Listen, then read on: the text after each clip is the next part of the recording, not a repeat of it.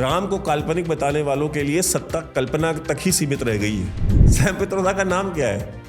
Sam Pitroda का नाम है सत्यनारायण गंगाराम पित्रोदा। सत्यनारायण गंगाराम पित्रोदा। और इनको ये चिंता है कि राम का नाम क्यों लिया जा रहा है, राम की इतनी चर्चा क्यों हो रही है। फिर तो सुनिएगा, खेत में चीनी उगाने वाली सोनिया गांधी के जो सुपुत्र हैं राहुल गांधी, जो कि ऐसी मशीन बनाते हैं जिसमें एक तरफ से आलू डालते हैं और दूसरी तरफ से सोना निकलता है, उनको सैम पित्रोदा कहते हैं कि बहुत इंटेलिजेंट आदमी है। जनता इनको समझ नहीं पा रही है। कमी जनता में है, राहुल गांधी में कोई कमी नहीं है। जय हिंद दोस्तों, आप देख रहे हैं डीओ न्यूज़। अगर वीडियो पसंद आए तो वीडियो को लाइक कीजिए, चैनल को सब्सक्राइब कीजिए और बेल आइकन दबाना बिल्कुल मत भूलिएगा। और अगर हमें सपोर्ट करना चाहते हैं तो details pin comment description box और स्क्रीन पर भी फ्लैश करेंगी। धन्यवाद। स्वागत है दोस्तों आपका अपने चैनल डीओ न्यूज़ पे और मैं हूं आपका अपना वैभव। आज आप सुन रहे होंगे, एक दो दिन से बड़ी कंट्रोवर्सी चल रही है कि 22 जनवरी को राम जन्मभूमि के उद्घाटन समारोह में कौन जाएगा और कौन नहीं जाएगा, किसको न्योता मिला है, किसको न्योता नहीं मिला है। कह रहे हैं कि बीजेपी इसको इस्तेमाल कर रही है और बीजेपी ये काम कर रही है कि बीजेपी उन लोगों को न्योता दे रही है जिनको चाहती है और बाकी लोगों को नहीं दे रहे। अपनी चॉइस के हिसाब से इसके ऊपर भी वो राजनीति कर रहे हैं। सोनिया गांधी को न्योता मिला है। सोनिया गांधी, कुछ खबरों के अनुसार ये कहा गया कि सोनिया गांधी जाएंगी। पिछले एक हफ्ते से ये खबरें थी कि सोनिया गांधी विचार कर रही हैं, कांग्रेस पार्टी विचार कर रही है जाना चाहिए या नहीं जाना चाहिए। पहली बात, अगर आपको राम जन्मभूमि के उद्घाटन में, राम मंदिर में आपको जाने के लिए अगर आपको विचार करना पड़ रहा है तो आपको बिल्कुल भी नहीं जाना चाहिए। आप विचार किस बात का कर रहे हैं कि जाएं नहीं जाएं? क्या विचार कर रहे हैं भाई? या आप इस चीज का विचार करें कि हम हवाई जहाज से जाएंगे, हम हेलीकॉप्टर से जाएंगे, हम ट्रेन से जाएंगे या हम बस से जाएंगे। ये विचार करने की बात है। हम जाएंगे या नहीं जाएंगे ये विचार करने की चीज नहीं है, पहली बात। और अगर विचार करना पड़ रहा है तो आपसे हाथ जोड़ के निवेदन है कि आप ना जाएं। और सबसे बड़ी चीज है कि ये सोनिया गांधी ये वही हैं जिन्होंने अपनी यूपीए की सरकार में सुप्रीम कोर्ट ऑफ इंडिया में एफिडेविट दिया था लिख करके, सोनिया गांधी की सरकार ने, कि राम एक काल्पनिक पात्र है, रामायण एक कल्पना है, उसका वास्तविकता से कोई लेना देना नहीं है। ये वो सोनिया गांधी है। ये चली भी जाए, ये बेसिकली इनकी जो विचारधारा है ये इन्होंने पेपर पे लिख के दी है सुप्रीम कोर्ट ऑफ इंडिया में कि राम एक काल्पनिक पात्र है, वास्तविकता से उनका कोई लेना देना नहीं है। ये हकीकत है कांग्रेस पार्टी की, हकीकत है सोनिया गांधी की, ये पूरे गांधी परिवार की हकीकत है, इस पूरी पॉलिटिकल पार्टी की हकीकत है। क्योंकि जो लीडरशिप है वो सोचती क्या है? वो ये सोचती है कि राम एक काल्पनिक पात्र है, उनके जाने नहीं जाने से कोई फर्क नहीं पड़ता है। इस देश को जितना आपको बेवकूफ बनाना था वो बना लिया है। राम को काल्पनिक बताने वालों के लिए सत्ता कल्पना तक ही सीमित रह गई है। केंद्र में सत्ता कल्पना तक सीमित होकर के रह गई है, जो राम को काल्पनिक बताते थे। उस दौर का मैं आपको एक वीडियो दिखाता हूं। एनडीटीवी पे उस समय की रिपोर्टिंग है, क्योंकि कई बार कांग्रेस वाले ये काम करते हैं, या कुछ यूट्यूबर्स हैं या कुछ जो सोशल मीडिया पे लोग हैं या इनकी पॉलिटिकल पार्टी के स्पोक्स पर्सन चैनलों पे बैठे कहते हैं ये राम की बात करते हैं, ये हमको जो राम भक्त हैं उनको, और वो जो सपोर्टर्स हैं बीजेपी के, उनको कहते हैं ये गाय और गोबर की पार्टी है, इनके वोटर्स गाय और गोबर वाले हैं।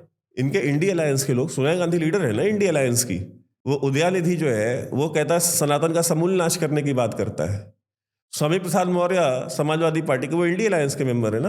भगवान राम के बारे में जो अपशब्द कहता है, रामचरितमानस के बारे में जो अपशब्द कहता है, कभी आज तक पूछा इन्होंने? कभी रिप्रीमांड किया डीएमके वालों को कि आप हमारे अलायंस मेंबर, आप इस तरह का बयान क्यों दे रहे हैं? कभी पूछा उदयानिधि से कि आप सनातन के समूल नाश की बात क्यों कर रहे हैं, आप हिंदुओं के जेनोसाइड की बात क्यों कर रहे हैं? कभी रिप्रीमांड किया? नहीं, क्योंकि उनकी भी विचारधारा वही है। ये एक पॉलिटिकल डिसीजन लिया है इन्होंने। अगर जाने का, अगर जो खबरें आ रही हैं कि वो जाएंगी, पहली बात तो न जाएं तो बेटर है। हिंदुओं की भावनाएं आहत होंगी अगर वो वहां जाएंगी तो। मेरी तो भावनाएं आहत होंगी अगर सोनिया गांधी अयोध्या राम मंदिर जाती हैं तो। नहीं जाना चाहिए बिल्कुल। डिंपल यादव ने कह दिया कि भाई अब हमको तो न्योता नहीं मिला। डिंपल यादव उस पॉलिटिकल पार्टी की नेता है जिसने राम भक्तों पे, कार सेवकों पे गोलियां चलाई, जान से मारा उनको। मुलायम सिंह यादव ने राम भक्तों पे गोलियां चलाई हैं। इनको न्योता चाहिए? कहती है हमको इनविटेशन नहीं दिया इन्होंने। क्यों देंगे आपको इनविटेशन? आप राम भक्तों पे गोलियां चलाने वालों को हम वहां भेजेंगे? बिल्कुल नहीं बुलाना चाहिए। शरद कुमार कौन? इनका नाम ये शरद कुमार भंडारी है। कहाँ के रहने वाले हैं ये? कलकत्ता के रहने वाले हैं। जी। हमारा यह क्षेत्र जो है जी क्षेत्र में राष्ट्रीय संसद संघ के एक बहुत ही बढ़िया कार्यकर्ता है। जी। आप कार सेवा के लिए क्या है ये? हालांकि ये दो भाई हैं, इनके भाई भी इधर में पड़े हुए हैं। सभी भाई हैं? बड़ा भाई, दोनों भाई एक साथ और शहीद हो गए हैं इस कार्य के लिए। पहली बात एक चीज ये क्लियर कर ले कि न्योता जो है किसी को भाजपा नहीं दे रही है। न्योता देना भाजपा के हाथ में नहीं है और न वो भाजपा का कार्यक्रम है। वो कार्यक्रम जो है वो राम जन्मभूमि तीर्थ क्षेत्र जो एक संस्था है जिसे कर्ता धर्ता श्री चंपत राय जी हैं, ये सबको न्योता मंदिर का निर्माण से लेकर के हर एक चीज राम जन्मभूमि तीर्थ क्षेत्र कर रहा है। तो जो न्योता भी दिया जा रहा है वो उनकी तरफ से दिया जा रहा है, बीजेपी की तरफ से नहीं दिया जा रहा। चंपत राय जी ने अपना जीवन दिया है राम मंदिर के लिए, विश्व हिंदू परिषद के वाइस प्रेसिडेंट है। संघर्ष किया उन्होंने, जमीन पे लड़ाई लड़ी है, बलिदान दिए हैं उनकी विश्व हिंदू परिषद ने। बजरंग दल और विश्व हिंदू परिषद को ये लोग गालियां देते हैं, उनको फ्रिंज बताने वाले, इनको क्या पता है कि कितनी जानें दी हैं उन्होंने, गोलियां खाई हैं। कोठारी बंधुओं, अभी मुझे हर्ष है इस बात का, मुझे खुशी है कि मुख्यमंत्री उत्तर प्रदेश के उन्होंने कहा कि भाई कोठारी बंधुओं के नाम पे वहां पे सड़क का नाम रखा जाएगा और कोठारी बंधुओं को जो है वहां पे उचित सम्मान दिया जाएगा। उन्होंने जान दी है अपनी। वो बजरंग दल के कार्यकर्ता थे। बजरंग दल विश्व हिंदू परिषद की एक संस्था है, सिस्टर ऑर्गेनाइजेशन है। उन पे गोलियां चलाने वाले, उनको मारने वालों को इन्विटेशन देंगे? इस देश का जो हिंदू समाज है उसको स्वीकार करेगा कि राम भक्तों पर गोलियां मारने वालों को जो न्योता दिया जा रहा है राम मंदिर के उद्घाटन में? कभी नहीं। और ये बिल्कुल सही निर्णय है कि इनको न्योता नहीं दिया गया। सीताराम येचुरी ने कहा हमको न्योता मिला लेकिन हम जाएंगे नहीं। ये कम्युनिस्ट जो कि तो ईश्वर के अस्तित्व को यूं तो कहने के लिए नहीं मानते हैं, लेकिन चर्चों के यहाँ चर्चों में जा करके लेटते हैं, चर्चों के सामने, पादरियों के सामने। और इस देश की देखिए जो मूल समस्या है, इस देश की जो सबसे बड़ी प्रॉब्लम है, वो जो मूल समस्या है, और वो देश के लिए भी बहुत बड़ी समस्या है और हमारे हिंदू समाज के लिए भी सबसे बड़ी समस्या है, वो ये है एक नेक्सस। वो नेक्सस किसका है? वो कम्युनिस्टों का, इस्लामिस्टों का और चर्च का। जो कट्टरपंथी जो जिहादी हैं उनका, चर्चों का और इन वामपंथियों का। ये जो नेक्सस है ये भारत की सारी समस्याओं के मूल में है। हमारे हिंदू समाज की सारी समस्याओं के मूल में है ये। आप जहां भी आप हाथ डालेंगे, आपकी जो भी प्रॉब्लम होगी उसमें से कहीं ना कहीं इसी नेक्सस का रोल आपको मिलेगा। तो सीताराम येचुरी तो उस नेक्सस का हिस्सा है। मैं तो कहूंगा इसमें तो प्रभु श्री राम ने हस्तक्षेप किया है। इसमें कहते हैं ना, अलौकिक हस्तक्षेप है प्रभु श्री राम का कि इनको दूर रखा जाए कम से कम हमारे जन्मभूमि से। और बुद्धि फेर दी है उनकी, उन्होंने मना कर दिया। बहुत बहुत धन्यवाद देता हूं मैं, कोटि कोटि धन्यवाद देता हूं सीताराम येचुरी को कि वो नहीं जा रहे, उन्होंने मना कर दिया है। और आशा करते हैं कि आप भविष्य में भी आप या आपकी विचारधारा से दूषित, उस कलुषित विचारधारा से दूषित जितने भी व्यक्ति हैं उनमें से कोई भी राम जन्मभूमि नहीं जाएगा। ये मेरी आशा है, उम्मीद है और आपसे विनती भी है आप सभी से। उद्धव ठाकरे ने कंप्लेन करी कि भाई हमको न्योता नहीं दिया इन्होंने। ये थोड़ा सा कंट्रोवर्शियल है। उद्धव ठाकरे जिनके सक्सेसर हैं बाला साहब ठाकरे के, बाला साहब ठाकरे क्या कहा करते थे? बाला साहब ठाकरे कहा करते थे कि सोनिया गांधी के सामने, अब मैं वो शब्द इस्तेमाल नहीं करूंगा, आपको पता होगा, आप गूगल कर लीजिएगा, सोनिया गांधी के सामने डैश डैश डैश झुकते हैं। ये बाला साहब ठाकरे ने कहा था। तो सोनिया गांधी के सामने जाके कौन झुका? उनके साथ मिल करके सरकार किसने बनाई? इंडी अलायंस में आज की डेट में कौन बैठा हुआ है? क्या कभी उद्धव ठाकरे ने पूछा सवाल स्वामी प्रसाद मौर्य से, अखिलेश यादव को पकड़ा कि तुम्हारा ये स्वामी प्रसाद मौर्य ये क्यों स्टेटमेंट दे रहा है? कभी उदयनिधि से पूछा, स्टालिन से पूछा कि तुम्हारा उदयनिधि जो है तुम्हारा बेटा ये क्यों इस तरह के स्टेटमेंट दे रहा है, सनातन धर्म के समूल नाश की बात क्यों कर रहा है? नहीं। तो आपने तो खुद को चूज कर लिया ना कि भाई आप बाला साहब की विचारधारा पे नहीं चलना, आपको आप सोनिया गांधी की विचारधारा पे चलेंगे, आप उनके सामने नतमस्तक होंगे, तो फिर आपको न्योता क्यों मिलना चाहिए? बिल्कुल नहीं मिलना चाहिए। हाँ, जो शिवसेना के, तत्कालीन शिवसेना के वो कार्यकर्ता जो वहां गए थे राम जन्मभूमि में, जो वहां पे शामिल थे 1984 से लेकर 1992 तक, उन सबको न्योता दिया गया है। राम जन्मभूमि तीर्थ क्षेत्र की तरफ से उनको न्योता दिया गया है। उनमें से कुछ लोग जाएंगे भी। उद्धव ठाकरे का क्या योगदान था उसमें? जीरो योगदान था। उद्धव ठाकरे को क्यों न्योता मिलेगा? बिल्कुल नहीं। जो सड़क पे गए थे, जो लड़े थे, उनको न्योता मिलेगा, वो उन्हें मिला है। फारूक अब्दुल्ला ने कहा है कि राम सिर्फ हिंदुओं के नहीं है, राम तो सबके हैं। राम सिर्फ हिंदू, अभी कल तक ये स्टेटमेंट दे रहे थे कि कश्मीर जो है वो गाजा बनने वाला है, कश्मीर में स्थिति गाजा से भी बदतर होने वाली है। वो कह रहे हैं राम किसी एक के नहीं है, राम सिर्फ हिंदुओं के नहीं है, राम सबके हैं। फारूक अब्दुल्ला, अगर राम सबके हैं तो जब कश्मीरी पंडितों को जब वहां से मार के निकाला जा रहा था तो उस समय फारूक अब्दुल्ला क्या कर रहे थे? जब घाटी से लाखों की तादाद में कश्मीरी पंडितों को मारा गया, उनका बलात्कार किया गया, औरतों का उनको जिंदा काटा गया, ऐसे ऐसे किस्से हैं कि मैं क्या बताऊं, दिल दहल जाता है सुनकर। जब उनके साथ ये सारी चीजें हो रही थी, क्या फारूक अब्दुल्ला ने पिछले 25-30 साल में कभी प्रयास किया कि कश्मीरी पंडितों को वापस ला करके वैली में बसाया जाए? कभी नहीं, होने भी नहीं देंगे। कश्मीर वैली की ये चाहे मुफ्तीज हो चाहे अब्दुल्ला हो, ये कभी अलाउ नहीं करेंगे कि कश्मीरी हिंदू जो है वो वापस वैली में आए। क्यों? क्योंकि उनको पता अगर उनको वापस लाने की बात की गई तो लोकल जो वहां पे कम्युनिटी है वो वोट नहीं देगी। तो 100% की बात नहीं कर रहा हूं, बट 90% कम्युनिटी वोट नहीं देगी, क्योंकि वो उनकी जमीनों पे कब्जे कर चुके हैं, उनकी प्रॉपर्टियों पे कब्जे कर चुके हैं। वो क्यों आने देंगे उनको? कभी नहीं आने देंगे। तो पहले राम के संदेश की बात करने वाले, राम की विचारधारा की बात करने वाले, पहले जरा अपने गिरबान में झांक के देखें राम कौन है और राम की विचारधारा क्या है, और आप कौन है और आपकी विचारधारा पूरी जिंदगी क्या रही, आपके बाप की विचारधारा क्या थी शेख अब्दुल्ला की, हमें उसका भी पता है। हमारे बेटे की विचारधारा क्या है हम वो भी जानते हैं, हम तुम सबकी हकीकत जानते हैं। तो बिल्कुल अब्दुल्ला को तो बिल्कुल ही नहीं मिलना चाहिए।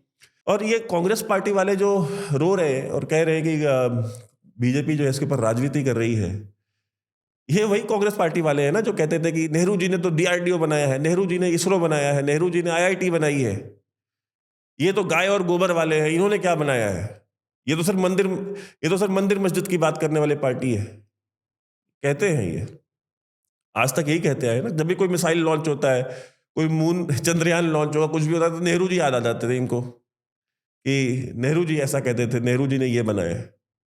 ठीक है, नेहरू जी ने बनाया, तो क्या जब नेहरू जी मर गए तो उसके बाद इस देश में IITs नहीं बनी है? क्या नेहरू जी के मरने के बाद यहाँ पे और IIMs और बाकी इंस्टीट्यूट्स नहीं बने हैं? बने। प्रधानमंत्री मोदी ने कई सारे IITs बनाए। तो IIT बनाने से मंदिर बनाने का क्या लेना देना है? जिस इसरो की ये बात करते हैं उस इसरो की बताता हूं। आज लॉन्चिंग थी PSLV C58 एक्सपोसैट की, और उससे पहले कल के दिन इसरो के scientist Amit Kumar Patra, Victor Joseph, Yashoda और श्रीनिवास ये तिरुमला तिरुपति मंदिर गए थे दर्शन करने के लिए, आशीर्वाद लेने के लिए कि सफल परीक्षण हो, सफल लॉन्चिंग हो इस PSLV की।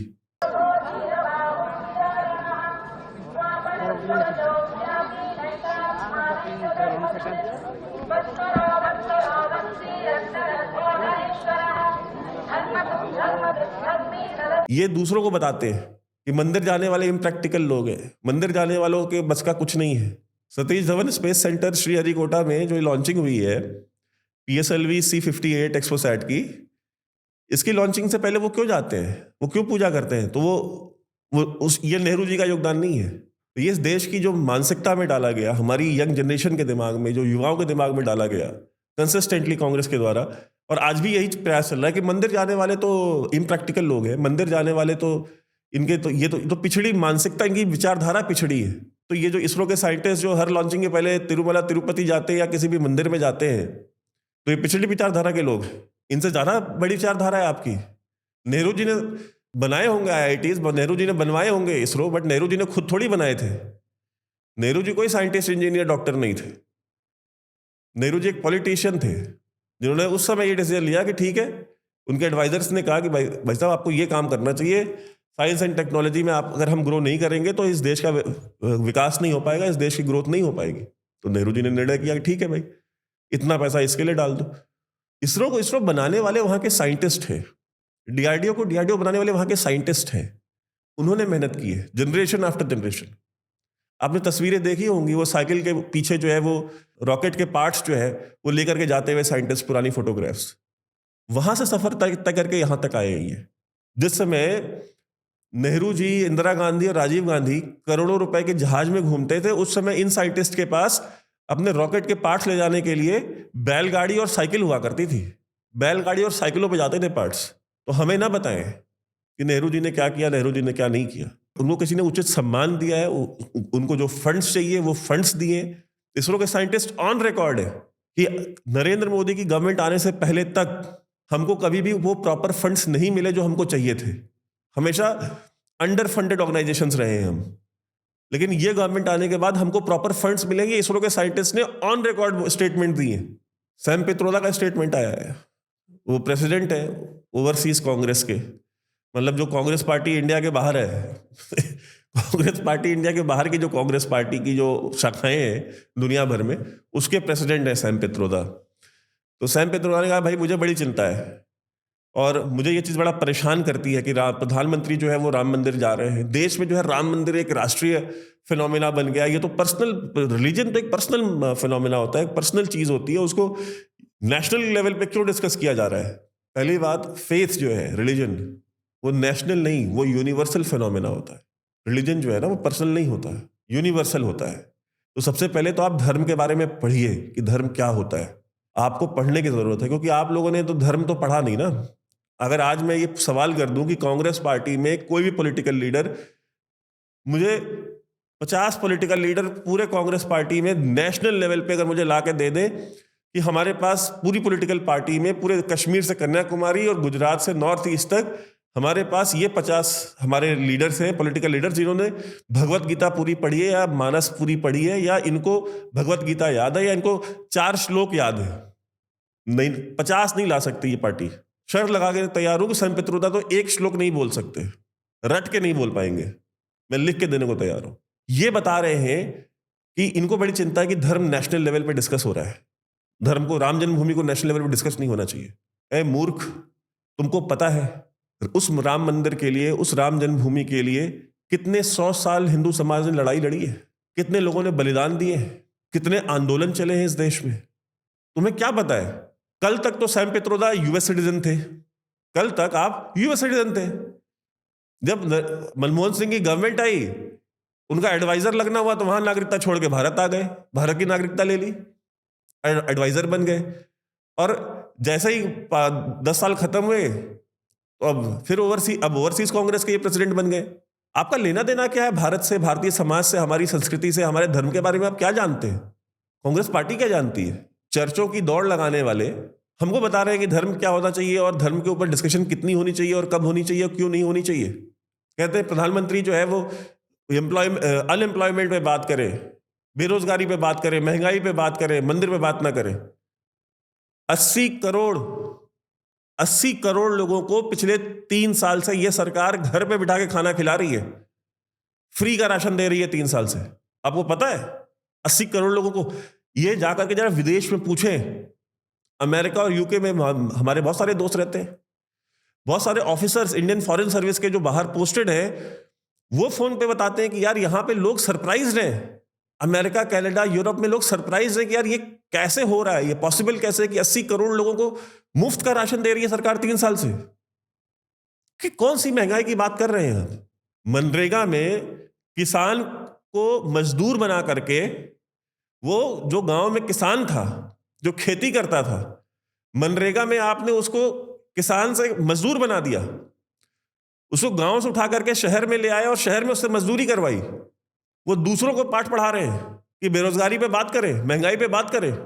2G घोटाले, कॉमनवेल्थ गेम्स घोटाले में 1,72,000 करोड़, 72,000 करोड़, 40,000 करोड़, कोलगेट, कोयला, जिन्होंने लाखों करोड़ कोयला खा गया, वो दूसरों को भ्रष्टाचार और इसकी पाठ पढ़ा रहे हैं। दूसरों से हिसाब मांग रहे हैं, धर्म के ऊपर चर्चा करेंगे। आपकी हैसियत नहीं, आपकी औकात नहीं कि आप धर्म के ऊपर चर्चा कर सकते हो। सैम पित्रोदा का नाम क्या है? सैम पित्रोदा का नाम है सत्यनारायण गंगाराम पित्रोदा। सत्यनारायण गंगाराम पित्रोदा। और इनको ये चिंता है कि राम का नाम क्यों लिया जा रहा है, राम की इतनी चर्चा क्यों हो रही है। ये वो सैम पित्रोदा है जो कहते हैं कि राहुल गांधी बहुत पढ़े लिखे, इंटेलिजेंट आदमी है और उनका पॉलिटिकल डीएनए पॉलिटिकल है। उनका डीएनए पॉलिटिकल नहीं या जियो पॉलिटिकल नहीं होता है, डीएनए होता है। कहते हैं कि राहुल गांधी जो है वो बहुत इंटेलिजेंट आदमी है। अब कितने इंटेलिजेंट है राहुल गांधी, इस देश की जनता से पूछिए। वो खेत में चीनी उगाने वाली सोनिया गांधी के पुत्र, फिर से सुनिएगा, खेत में चीनी उगाने वाली सोनिया गांधी के जो सुपुत्र है राहुल गांधी, जो कि ऐसी मशीन बनाते हैं जिसमें एक तरफ से आलू डालते हैं और दूसरी तरफ से सोना निकलता है, उनको सैम पित्रोदा कहते हैं कि बहुत इंटेलिजेंट आदमी है। जनता इनको समझ नहीं पा रही है। कमी जनता में है, राहुल गांधी में कोई कमी नहीं है। ये इनका फिनोमेना है, ये कह रहे हैं ये, और ये बताते हैं, अब ये चाहते हैं कि इनके हिसाब से डिस्कोर्स सेट होना चाहिए, प्रधानमंत्री को इनके हिसाब से कार्य करना चाहिए। एक अगर राहुल गांधी अगर इंटेलिजेंट हैं आपके हिसाब से, तो आप मूर्ख हैं, मैं इतना कह सकता हूं। अगर आपके पैरामीटर पे, आप जिस भी पैरामीटर पे उनको जज करते होंगे, अगर उस हिसाब से अगर राहुल गांधी इंटेलिजेंट है, तो फिर उसी पैरामीटर के हिसाब से, हमारे पैरामीटर के हिसाब से आप महामूर्ख हैं। आपसे बड़ा मूर्ख कोई नहीं हो सकता जो राहुल गांधी को बहुत इंटेलिजेंट बोले।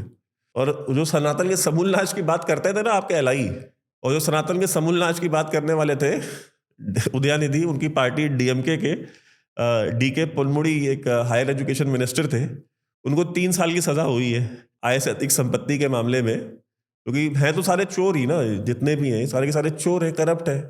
चाहे वो किसी भी, ये इंडिया अलायंस तो बेसिकली चोरों और ठगों का अलायंस है ये, तो उसमें वो जेल चले गए 3 साल के। तो विल्लुपुरम में 108 कलश दूध भर के अपने सर पे रख करके जो डीएमके की जो महिला कार्यकर्ता है, ये मंदिर में गई थी भगवान का अभिषेक करने के लिए, शिवलिंग के ऊपर अभिषेक करने के लिए। सनातन का जो समूल नाश की बात करते हैं और जो भगवान राम को काल्पनिक बताते हैं, जो कहते हैं कि ये मिथ है, झूठ है, कोई राम थे ही नहीं कभी, तो जनता ने उनको दिखा दिया है। अब उनके लिए सत्ता भी काल्पनिक ही रहेगी। और ये वीडियो देखिए और सनातन के समूल नाश की बात करने वालों का मंदिर जाना आना देखिए और आनंद लीजिए।